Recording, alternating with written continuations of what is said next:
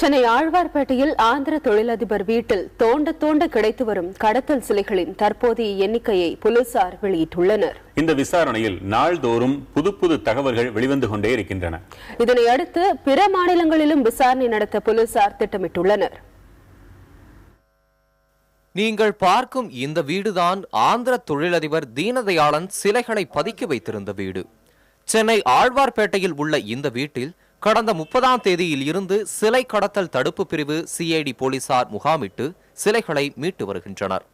தீனதயாளனின் 2 வீடுகள் குடோன்களில் புதிதாக 189 சிலைகளை போலீசார் தற்போது பறிமுதல் செய்துள்ளனர். அவற்றை ஆய்வு செய்ய மத்திய தொல்லியல் துறை இன்னும் 2 தினங்களில் மீண்டும் சென்னைக்கு வரவுள்ளது.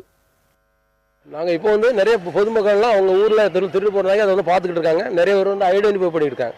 எங்கள் ஊரில் திருட்டு அதை அவங்க அப்படி கண்டு அவங்க எங்கள் சிலதான் அதை உறுதிப்படுத்தினா நீதிமன்றத்திலிருந்து அவங்கள்ட்ட திரும்ப பெற்றுக்கொள்ள பெற்றுத்தர நடவடிக்கை எடுப்போம்.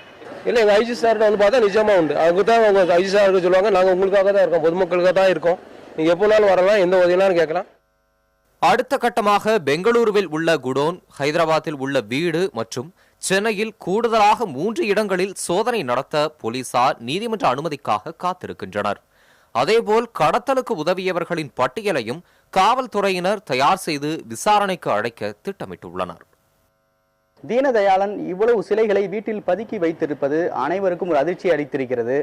சிலை கடத்தல் தொடர்பான போதிய விழிப்புணர்வு இல்லாததே இந்த சிலைகள் பதுக்கலுக்கு ஒரு காரணமாக இருக்கிறது என்று சிலை கடத்தல் தடுப்பு பிரிவு போலீசார் தெரிவித்திருக்கிறார்கள். எனவே வீட்டில் சிலைகள் யாராவது பதுக்கி வைத்திருந்தால் உடனடியாக காவல்துறை கட்டுப்பாட்டு அறைக்கு பொதுமக்கள் தெரிவிக்கலாம் என்று சிலை கடத்தல் தடுப்பு பிரிவு போலீசார் தரப்பில் தெரிவிக்கப்பட்டிருக்கிறது. புதிய தலைமுறைக்காக ஒளிப்பதிவாளர் சிவாவுடன் சுப்பிரமணியன்.